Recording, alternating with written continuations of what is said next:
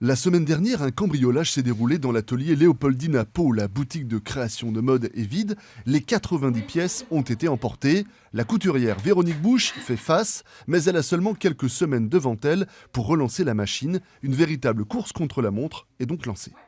Il y a le salon de l'habitat à Pau que je souhaitais faire. Je n'ai pas encore donné ma réponse parce que je ne sais pas si je vais avoir le temps de tout refaire. Mais après, voilà, il faut que pour mi-mars, je sois opérationnelle et avoir refait du stock pour les boutiques qui voulaient me diffuser, pour le site internet, pour toutes les pièces en ligne. Donc vraiment, là, en gros, j'ai 2 mois pour rebondir, quoi. La priorité, c'est de reconstituer son stock de matières premières, de tissus et de renouveler son matériel informatique intégralement volé et dans lequel étaient archivées toutes ses créations. Pour la jeune chef d'entreprise, le coup a été très rude.